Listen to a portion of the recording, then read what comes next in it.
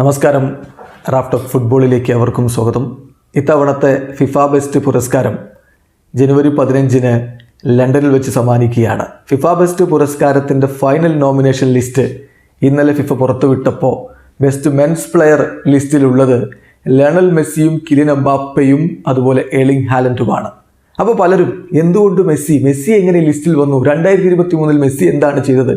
മെസ്സിയേക്കാൾ കൂടുതൽ ഗോളുകൾ അതുപോലെയുള്ള പ്രകടനങ്ങൾ 2023 നടത്തിയ ഒരുപാട് താരങ്ങളില്ലേ എന്ന ചോദ്യമൊക്കെ ഉയർത്തുന്നുണ്ട്. എക്സിലൊക്കെ നിരവധി പോസ്റ്റുകളാണ് എന്തിനാണ് മെസ്സി ഈ ലിസ്റ്റിൽ വരുന്നത്. അപ്പോൾ ഫിഫ തന്നെ ഈ കാര്യത്തിൽ ഒരു വിശദീകരണം നൽകുന്നുണ്ട്. നമ്മൾ അതൊന്ന് പരിശോധിക്കുകയാണ്. ആദ്യമേ നമ്മൾ മനസ്സിലാക്കേണ്ടത് 2023 ഫിഫ ബെസ്റ്റ് എന്ന് പറയുന്നുണ്ടെങ്കിലും 2023 എന്ന വർഷം പൂർണ്ണമായിട്ടും ഇതിൽ പരിഗണിക്കപ്പെടുന്നില്ല.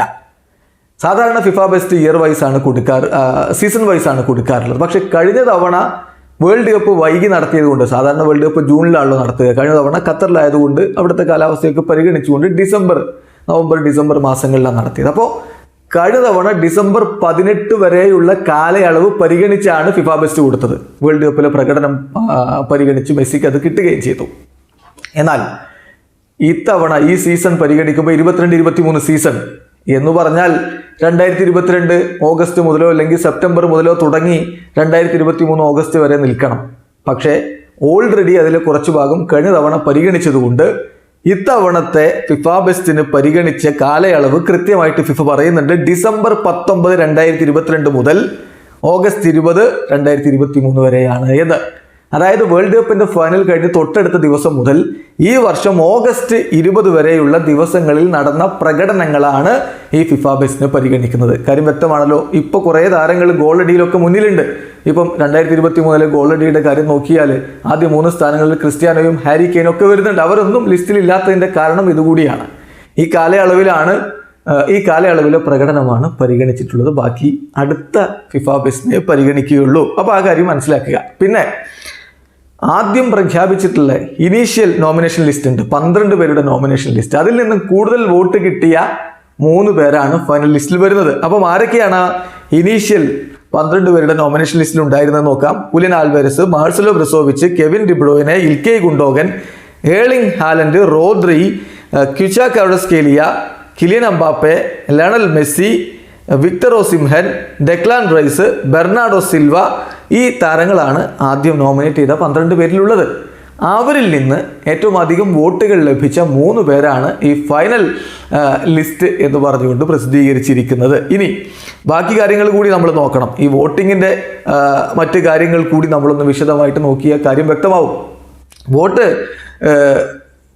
ആർക്കൊക്കെയാണ് കൊടുക്കാൻ പറ്റുക? 4 വിഭാഗം ആളുകൾക്കാണ് ഇതിൽ വോട്ട് രേഖപ്പെടുത്താൻ കഴിയുക. അതിൽ വരുന്നത് 1 ദേശീയ ടീമിൻ്റെ കോച്ചുമാർ, ദേശീയ ടീമിൻ്റെ ക്യാപ്റ്റന്മാർ, ജേർണലിസ്റ്റുകൾ, ഫാൻസ്. ഈ 4 വിഭാഗം. ഈ 4 വിഭാഗത്തിൻ്റെ വോട്ടുകൾക്കും 25% വെയിറ്റേജ് ആണ് ഫൈനൽ പോയിന്റുകൾ കണക്കാക്കുമ്പോൾ എടുക്കുന്നത്. ഇനി ശ്രദ്ധിക്കേണ്ട ഒരു കാര്യം, നമുക്ക് ഇപ്പം ഒരു ഫാൻ എന്ന നിലയിൽ വോട്ട് ചെയ്യാം.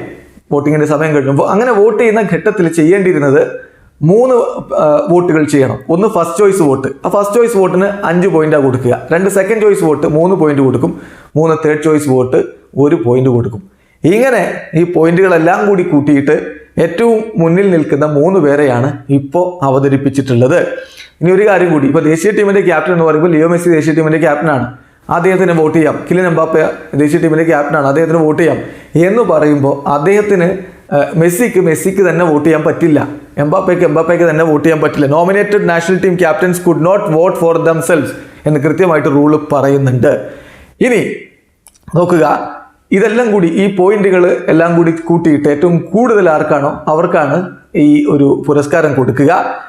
അങ്ങനെ വരുമ്പോൾ പോയിന്റുകൾ ഒരുപോലെ ടൈ ആയാൽ എന്ത് ചെയ്യും എന്ന കാര്യം കൂടി ഫിഫ വളരെ കൃത്യമായിട്ട് പറയുന്നുണ്ട്. അപ്പോൾ നോക്കുന്നത് ഫസ്റ്റ് ചോയ്സ് വോട്ട് ആർക്കാണ് കൂടുതൽ ലഭിച്ചത് അവർക്കായിരിക്കും പുരസ്കാരം കൊടുക്കുക. കാര്യം വളരെ കൃത്യമാണല്ലോ. അപ്പോൾ 12 പേരുടെ നോമിനേഷൻ ലിസ്റ്റിൽ മെസ്സി ഉണ്ടായിരുന്നു. അത് കഴിഞ്ഞിട്ട് ഏറ്റവും അധികം വോട്ട് ലഭിച്ച 3 പേരെടുത്തപ്പോൾ അതിൽ മെസ്സി ഉണ്ട്. കാരണം ഇതിപ്പോൾ ദേശീയ ടീമിലെ ക്യാപ്റ്റന്മാരും കോച്ചുമാരും ജേർണലിസ്റ്റുകളും ഫാൻസും ഒക്കെ അവരുടെ ഇഷ്ടത്തിന് വോട്ട് ചെയ്യുന്നതാണ്. മറ്റൊന്നും ഇതിൽ ചെയ്യാനില്ല ഫിഫക്ക്. അപ്പോൾ കൂടുതൽ വോട്ട് ലഭിച്ച 3 പേരെ ഫൈനൽ ലിസ്റ്റിലിട്ടു. ഇനി ഈ 3 പേരിൽ കൂടുതൽ വോട്ട് മെസ്സിക്കാണെങ്കിൽ മെസ്സിക്ക് പുരസ്കാരം കിട്ടും, അല്ല കിലിയൻ എംബാപ്പയ്ക്കാണെങ്കിൽ എംബാപ്പയ്ക്ക് കിട്ടും, അതല്ല എർലിംഗ് ഹാലൻഡിനാണെങ്കിൽ എർലിംഗ് ഹാലൻഡിന് കിട്ടും. അത്രയേ ഉള്ളൂ. എന്നല്ലാതെ മറ്റു കാര്യങ്ങൾ ഇതിലില്ല എന്നുള്ളത് കൃത്യമായിട്ട് മനസ്സിലാക്കുക. പിന്നെ മെസ്സി എന്താണ് ഈ കാലയളവിൽ ചെയ്തത് ഇങ്ങനെ നോമിനേറ്റ് ചെയ്യപ്പെടാൻ എന്നൊരു ചോദ്യമുണ്ട്. ശരിയാണ്, അത് ഫിഫ വിശദീകരിച്ചിട്ടുള്ളത് ലീഗ് 1 അദ്ദേഹത്തിൻ്റെ മികച്ച പ്രകടനം, ലീഗ് 1 കിരീടം ചൂടി, ലീഗ് 1 ടീം ഓഫ് ദി ഇയറിൽ, ടീം ഓഫ് ദി സീസണിൽ അദ്ദേഹം ഉണ്ടായിരുന്നു എന്നൊക്കെയാണ്. അപ്പോൾ ലീഗ് 1 എന്നാണ് ഇപ്പോൾ ഇത്ര വലിയ രൂപത്തിൽ പരിഗണിക്കപ്പെടുന്നത് എന്നൊക്കെ ചോദിക്കാൻ ആളുണ്ടാവും. അവരോട് പറയാനുള്ളത് എംബാപ്പയെയും ഇതേ കാരണങ്ങൾ കൊണ്ട്, ഇതേ ലീഗ് 1 പെർഫോമൻസ് കൊണ്ട് തന്നെയാണ് ഇതിൽ നോമിനേറ്റ് ചെയ്യപ്പെട്ടിരിക്കുന്നത്. വീഡിയോ അവസാനിക്കുന്നു. ഫുട്ബോൾ ലോകത്തെ കൂടുതൽ വിശേഷങ്ങളുമായി റാഫ് ടോക്സ് എത്താം.